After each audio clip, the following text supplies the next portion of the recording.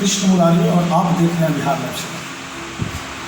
अभी बिहार की राजनीति में बड़ी उथल पुथल चल रही है, जहां एक और अपनी करारी पराजय के बाद जदयू ने एक नए प्रकोष्ठ स्वर्ण प्रकोष्ठ का गठन किया है। वहीं रामविलास जी की निधन के बाद लोजपा में आपसी संघर्ष का दौर शुरू हो चुका है। एक तरफ पशुपति कुमार पारस के पास सांसदों का समर्थन है, तो दूसरी ओर चिराग जी आशीर्वाद यात्रा कर रहे हैं। इन तमाम परिस्थितियों पर बात करने के लिए आज हमारे साथ जुड़े हुए हैं कांग्रेस के वरिष्ठ और कद्दावर नेता जो जमीन से जुड़े हुए हैं और कांग्रेस के किसान प्रकोष्ठ के प्रदेश उपाध्यक्ष हैं अनूप कुमार। अनूप जी, बिहार लाइव में आपका स्वागत है। तो सबसे पहले आप ये बताएं कि जो अभी बिहार में राजनीति की उथल पुथल चल रही है, एक तरफ जदयू देख रहे हैं कि आप अपने नए पैतरे ले रही है, जदयू हम तो कभी वीआईपी में खटर पटर चल रही है, दूसरी तरफ लोजपा अपनी अलग सुर आप रही है। वैसी परिस्थिति में बिहार की राजनीति को आप किस रूप में देखते हैं? देखिए, मेरा कहना ये है कि अभी जो विधानसभा का चुनाव हुआ और जिस हिसाब से बिहार की जनता ने राजनीतिक पार्टियों को जनादेश दिया, उसमें सिंगल लार्जेस्ट पार्टी आरजेडी बनकर के उठी और नीतीश कुमार को बिहार की जनता ने नकार दिया। ये तो विधानसभा चुनाव के नतीजे से स्पष्ट हो। उसके बावजूद नीतीश कुमार जी ने तोड़ मोड़ करके किसी प्रकार से बिहार की सत्ता पे काबू किया। अब लोगों की आकांक्षा पूरी नहीं हो पा रही है, जिसमें हम पार्टी है, जितना मांझी जी को कुछ मन में आता है तो वो बोलते हैं, मुकेश सहनी जी कुछ बोलते हैं, और भाजपा जो है उन पे मतलब कि क्या कहें, प्रेशर पॉलिटिक्स नीतीश जी के ऊपर कर रही है। ऐसे में नीतीश जी सिर्फ तोड़ फोड़ करके ही सोच रहे हैं कि अपने राजनीति को हम किसी प्रकार से जिंदा रखें। और ये आपने जो लोक जनशक्ति पार्टी की जो बात की, लोक जनशक्ति पार्टी जिस प्रकार से चिराग पासवान को नरेंद्र मोदी का हनुमान कहा गया था विधानसभा चुनाव में, और चिराग पासवान ने नीतीश कुमार के खिलाफ पूरे बिहार में अपना उम्मीदवार खड़ा किया और जदयू के उम्मीदवारों को हराने का काम किया। क्योंकि जो हमारी बिहार की जनता थी वो सरकार के कार्य प्रणाली से खासे नाराज चल रही थी। खास करके अगर मगध क्षेत्र की बात की जाए तो मगध क्षेत्र में भी एक खास वर्ग, एक खास समूह सरकार के कामकाज से, सरकार के कार्य प्रणाली से बेहद नाराज दिख रही थी। उसको लेकर के यहाँ पे पहले से ही नीतीश कुमार विरोध का सामना झेल रहे थे। और विधानसभा चुनाव हुआ, विधानसभा चुनाव में जिस प्रकार से यहाँ पे भूमिहारों को नज़रअंदाज किया गया नीतीश कुमार के द्वारा, उसका खामियाजा पूरे मगध क्षेत्र में नीतीश कुमार को और भाजपा को, जिस प्रकार से भाजपा और जदयू दोनों मिल करके पूरे मगध क्षेत्र से भूमिहारों का राजनीतिक हत्या करने का जो साजिश किया, उसका रिजल्ट जो है मगध की जनता ने महागठबंधन को वोट करके बताया कि नीतीश कुमार जी ये चलने वाला नहीं है। क्योंकि जिस वर्ग का लोग उनको कंधे पर बैठा करके बिहार की गद्दी सौंपने का काम किया, वैसे लोगों को नीतीश कुमार जी ने टारगेट करके धीरे धीरे राजनीति से उनको साइड करने का काम किया। चाहे वो हमारे नेता आदरणीय रामजदन सिन्हा हो, डॉक्टर अरुण कुमार हो, डॉक्टर जगदीश शर्मा हो, रमाश्रय बाबू हो, या फिर अभिराम शर्मा, इन सब लोगों को नीतीश कुमार ने धीरे धीरे करके मगध क्षेत्र से इन लोगों को साइड करने का काम किया। और उसका नतीजा जो अभी वर्तमान राजनीतिक हालात जो उत्पन्न पूरे बिहार के अंदर में हुई है, उसी का ये परिदृश्य। अच्छा, आप ये बताएं कि जो जदयू के द्वारा अभी स्वर्ण प्रकोष्ठ का गठन किया गया है, क्या इससे स्वर्णों का आकर्षण जदयू के प्रति बढ़ेगा? ऐसा है कि पिछले 15 साल से भाजपा जदयू की सरकार, ये तो 16वां वर्ष है, ये चल रही है। आप हमें ये बता दीजिए कि भाजपा और जदयू ने इन 15-16 वर्षों में कोई एक नया लीडर मगध क्षेत्र के अंदर में तैयार किया। किसी भी नए चेहरे को 15-16 वर्षों में, मतलब कि ये चौथा टर्म है, इस 4 टर्म में किसी नए चेहरे को चुनाव में अपना उम्मीदवार बनाया नहीं बनाया। जो स्वर्ण उम्मीदवार जो पहले कांग्रेस में हुआ करते थे, वो सब लोग कांग्रेस से तोड़ करके अपने दल में मिलाए और स्टार्टिंग में लोग को टिकट दिया गया और बाद में इन सब लोग को नजरअंदाज कर दिया गया। आज जहानाबाद लोकसभा हो चाहे जहानाबाद विधानसभा हो, यहाँ पे नंबर 1 वोटर जो है वो भूमिहार वर्ग का। लेकिन लोकसभा चुनाव के दरमियान में क्या हुआ? लोकसभा चुनाव के दरमियान में बाहरी व्यक्ति को यहाँ का उम्मीदवार बनाया गया।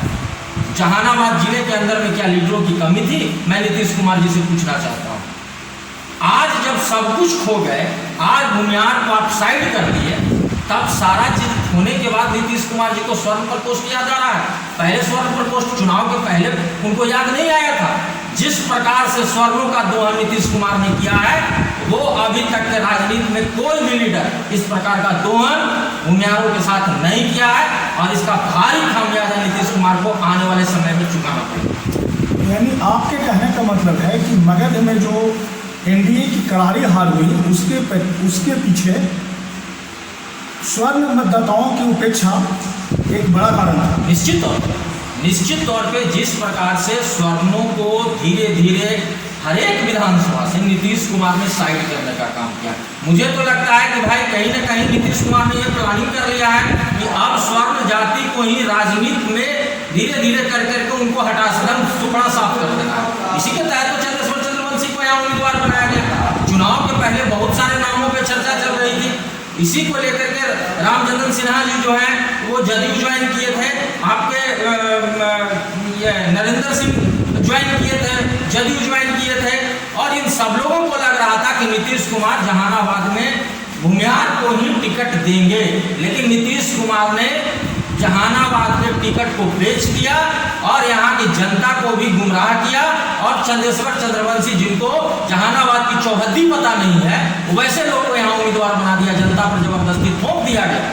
जनता ने किसी तरह से उनको यहाँ से जिताया, जीते तो नहीं, वो भी बगलिंग करके किसी तरह से जीत दर्ज उनकी हुई। लेकिन फिर वही जब विधानसभा चुनाव आया तो उनकी राजनीति वही उनकी पॉलिसी फिर से दोहराई गई और जहानाबाद से भूमिहारों को टिकट नहीं दिया गया। अच्छा, आप ये बताएं नेताजी कि स्वर्णों की जो स्थिति है वो कांग्रेस पार्टी में क्या है, कैसी है? शुरू से आप देख लीजिए, शुरू से कांग्रेस पार्टी में स्वर्णों को जितना मान सम्मान मिलना चाहिए था वो सभी को मिला है। और आज भी वर्तमान हालात चाहे हमारे जो हो, लेकिन अभी भी अगर हमारे यहाँ देखा जाए तो अभी चुनाव अभियान समिति डॉक्टर अखिलेश प्रसाद सिंह जी जो भूमिहार से आते हैं, अभी विधानसभा में विधानमंडल दल का नेता कांग्रेस पार्टी के अजीत शर्मा जी जो भागलपुर से हमारे विधायक हैं, राज्यसभा का एक सिंगल टिकट कांग्रेस पार्टी को मिला, उस राज्यसभा का भी एमपी भूमिहार को ही बनाया गया। आज हमारे यहाँ प्रदेश अध्यक्ष हैं तो ब्राह्मण कास्ट से आते हैं, ब्राह्मणों को दिया गया और उसके नीचे 4 वर्किंग प्रेसिडेंट है, जो एक उसमें भूमिहार भी है, एक राजपूत भी है, एक दलित भी है और एक मुस्लिम भी है। कांग्रेस पार्टी हमेशा से सभी जात को और सभी जात को साथ में लेकर के चलने का काम करती है, सभी को सम्मान देने का काम करती है। और जहानाबाद में भूमिहारों को अगर सम्मान दिया है तो वो इकलौती पार्टी है, वो है कांग्रेस, इसके अलावा कोई नहीं। जो स्वर्ण मतदाता है वो राजद के साथ सहज नहीं महसूस करते हैं और आपकी पार्टी कांग्रेस का जो है राजद के साथ गठबंधन है। क्या लगता है आपको, वैसे में कांग्रेस जो है कोई स्वर्ण मतदाताओं के पक्ष को ध्यान में रखते हुए कोई बड़ा निर्णय ले सकती है? देखिए, ऐसा है भैया कि आपका 90 के बाद के दशक से गठबंधन की राजनीति की शुरुआत हुई और सब लोग कहीं ना कहीं किसी न किसी दल के साथ गठबंधन किए। कांग्रेस पार्टी भी आरजेडी के साथ गठबंधन की। हम सभी कांग्रेसी वर्कर चाहते हैं, कार्यकर्ता चाहते हैं कि इस जो बात आप कहें कि सहज स्वर्ण जो हमारा आरजेडी के साथ जो मेरा अलायंस है उसके वजह से स्वर्ण हमारे साथ नहीं आ रहे हैं, इस बात को हम लोग भी समझते हैं और हम लोग अपनी बात अपने शीर्ष नेतृत्व तक पहुंचाते रहते हैं कि भाई जब तक जो है हमारा गठबंधन आरजेडी के साथ होगा तब तक फॉरवर्ड वोट बैंक जो है वो कांग्रेस की तरफ शिफ्ट नहीं होगा। और इसके लिए हमारे प्रभारी आदरणीय भक्त चरण दास जी पूरे बिहार का दौरा करके ग्राउंड रिपोर्ट को समझने का प्रयास किया है। और ये कोरोना काल बीच में आ गया, जिस वजह से सारा लॉकडाउन का स्थिति था, बहुत भयावह स्थिति पूरे देश के अंदर उत्पन्न हुई, इस वजह से उनका कार्यक्रम फिलहाल स्थगित हुआ है। लेकिन फिर एक बार हम लोग को पूरी तरह से विश्वास है अपने प्रभारी महोदय के ऊपर कि वो कोई अच्छा और बढ़िया डिसीजन संगठन को मजबूत करने के लिए, पार्टी की मजबूती के लिए लेंगे। और निश्चित तौर पे आने वाला समय जो है बिहार में कांग्रेस का होगा। अच्छा, ये बताएं तो क्या उम्मीद करें कि आने वाले जो चुनाव हैं, अब तो 24 में लोकसभा और 25 में विधानसभा है, क्या यहाँ से कांग्रेस से पार्टी से स्वर्ण मत जो है प्रत्याशी लड़ते हुए नजर आ सकते हैं? निश्चित तौर पे, क्योंकि इस बार भी हम लोग का डिमांड था, लेकिन गठबंधन के चलते जहानाबाद या मगध में कहिए कि हमको मगध में तो टेकारी हमको सीट दिया गया, हिसुआ सीट दिया गया, वारसलीगंज सीट दिया गया, सभी स्वर्ण प्रत्याशी ही वहाँ से थे। टेकारी से सुमंत कुमार, हिसुआ से नीतू कुमारी और आपके वारसलीगंज से मंटन सिंह। अच्छा, ये हुआ गठबंधन के तहत हमको जहानाबाद और अरवल जिले में हम लोग को टिकट नहीं मिला। इसका हम लोग को मलाल है, अगर जहानाबाद में टिकट मिलता तो इस बार भी यहाँ से हमारे प्रत्याशी जीत करके निश्चित तौर पर विधानसभा में जाते। और आने वाला जो 2024 का जो चुनाव है, लोकसभा में चुनाव है, लोकसभा में भी कांग्रेस पार्टी चाह रही है कि जहानाबाद से कांग्रेस का अपना प्रत्याशी चुनाव लड़े।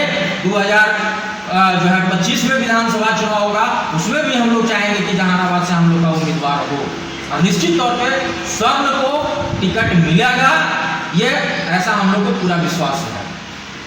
मेरा आखिरी सवाल, आप बराबर क्षेत्र में सक्रिय रहते हैं, जमीन से जुड़े रहते हैं, ग्राउंड टू अर्थ आपको कहा जा सकता है, तो क्या आने वाले चुनाव में अनूप कुमार जहानाबाद से प्रत्याशी के रूप में चुनाव लड़ते हुए नजर आएंगे? क्या उम्मीद है? देखिए, ऐसा है कि सबकी मंशा होती है चुनाव लड़ने का, मेरी भी मंशा है कि हम भी जहानाबाद से चुनाव लड़ें, लेकिन वो फैसला जो होता है वो शीर्ष नेतृत्व तय करते हैं कि किसको चुनाव लड़ाया जाए, किसको नहीं लड़ाया जाए। लेकिन पार्टी अगर हमको चुनाव नहीं लड़ाती है उससे कोई दिक्कत नहीं, हम पार्टी के समर्पित कार्यकर्ता हैं, पार्टी जो भी जिम्मेवारी देगी हम उसको निर्वहन करने के लिए पूरी तरह से तैयार रहते हैं। जी, बहुत बहुत धन्यवाद। तो हमारे साथ थे कांग्रेस के कद्दावर नेता अनूप कुमार। इन्होंने कई मुद्दों पर अपनी बात को बड़ी बेबाकी से रखा। जहां तक बिहार में खासकर मगध क्षेत्र में स्वर्ण मतदाताओं का सवाल है, तो इनका कहना है कि वो जेडीयू हो या एनडीए गठबंधन, उन्होंने स्वर्ण मतदाताओं को उपेक्षा की, स्वर्ण जो वोटर्स है स्वर्ण प्रत्याशी नहीं दिए, इसकी वजह से इस क्षेत्र में उनकी करारी हार हुई। और कांग्रेस स्वर्ण मतदाताओं की भावना का ख्याल रखती है, अगर मौका मिलता है तो कांग्रेस स्वर्णों को भी अपनी हिस्सेदारी देती है, भागीदारी देती है। और खुद के मुद्दे पर वो कहते हैं कि उनकी तैयारी तो है, वो भी मगध क्षेत्र से, जहानाबाद क्षेत्र से जो है चुनाव लड़ना चाहते हैं, जनता की सेवा उस रूप में करना चाहते हैं, लेकिन फैसला उन्होंने पार्टी के आला कमान पर छोड़ दिया है। आगे फिर अगली मुलाकात में आज इसी के साथ अपनी बात को समाप्त करता हूँ। आप सबों का धन्यवाद।